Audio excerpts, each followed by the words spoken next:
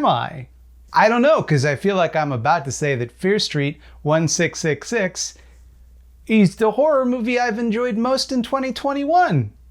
I am frankly bewildered that I was going to stop watching these movies at some point. Because this one, folks, this movie is not just good on the sliding scale you might typically rate a Netflix adaptation of a young adult novel on. Hell, it's not even just good on the sliding scale you might rate a slasher movie on. This movie is extremely good. It was smart without being smug, sensitive without being preachy, and genuinely scary. For most of this movie, there are almost no supernatural elements. The fear doesn't come from the costume killers like in the other entries in the franchise, but they're still there, don't worry. They're still around doing their thing, knifing people up. The horror in 1666 comes from the very real way that paranoia, isolation, and being an outsider can make you a target for the wrath of ignorant, hateful people. I've always been kind of uncomfortable with horror movies using witch trials as a plot device because witch trials were actual historical tragedies that actually killed real people. And it's always felt a little weird to then cast those people who were killed as the villains of your movie. This one flips the script and gives the background for the witch that's been haunting the other movies, offering a sympathetic tale of a girl being driven to extreme measures to save the person she loves. Huh. That's weird. This never happens. My phone is ringing. Well, it's very unusual, but I guess I'll answer it live on video. Still out phony. Mildred, you gotta help me. Whoa, slow down. Have you had your coffee yet? What? Yes, yeah, I have, yeah. You can talk to me, yeah. I've had my coffee. Okay, what's going on? What's the problem? Listen, I don't have a lot of time to explain what's happening, so let me just give you the basics.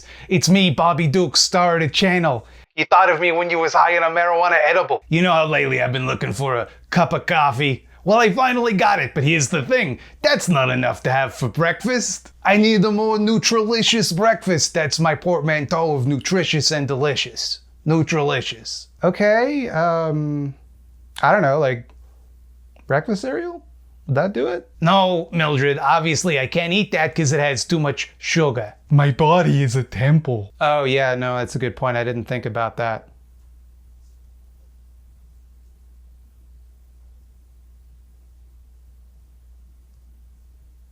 Hey, wait a minute! Magic Spoon is cereal reinvented. It has 6 flavors you can choose from and mix and match to create your own box. Cocoa, fruity, frosted, peanut butter, blueberry, and cinnamon. What are you gonna choose? Magic Spoon cereals have, per serving, 0 grams of sugar, 13 to 14 grams of protein, and only 4 net grams of carbs. And they're only 140 calories per serving. Plus, they're keto-friendly, gluten-free, grain-free, soy-free, and low-carb if any of that is important to you.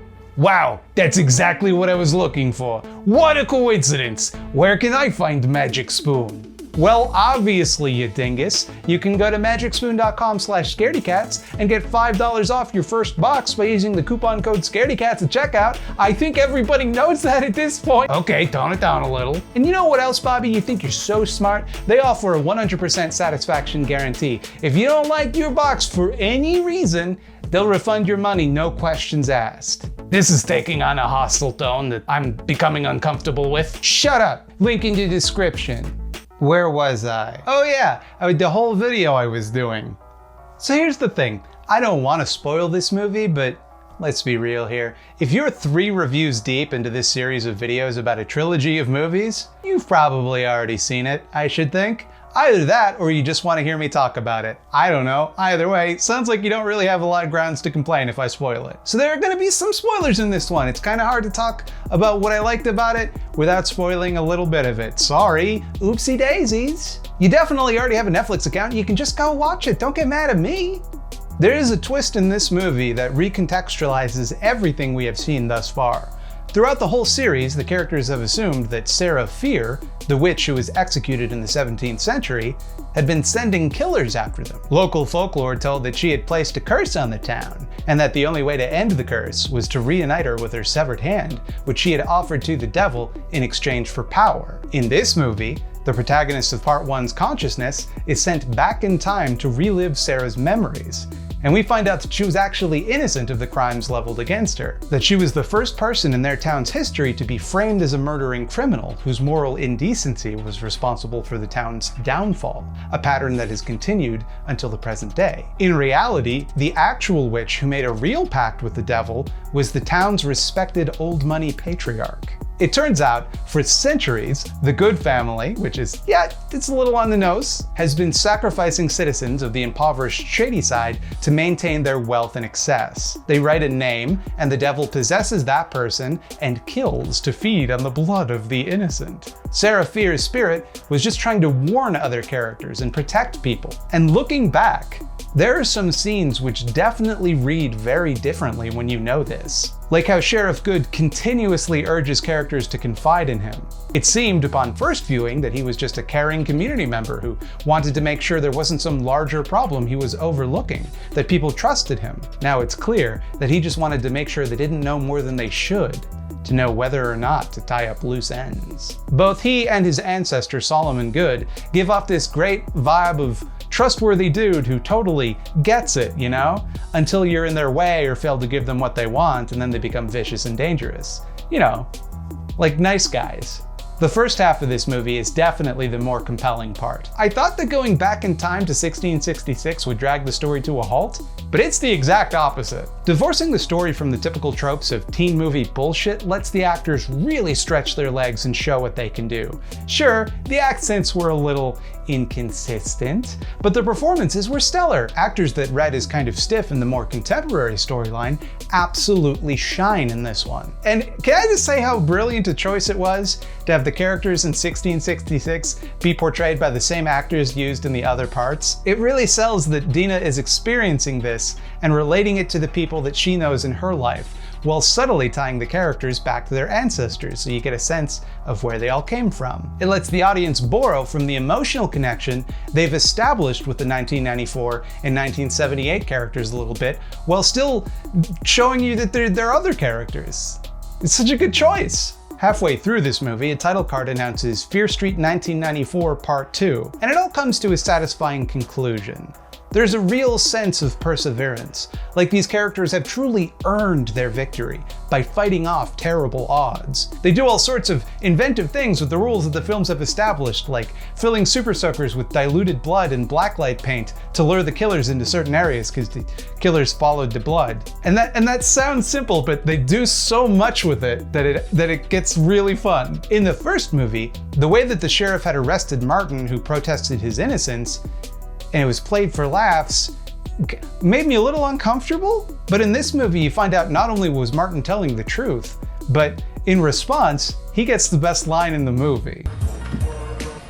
Want to help us kill Sheriff Good? Let me get my coat. There's also a really funny scene where a cop pulls a gun on he and Ziggy, played by Gillian Jacobs.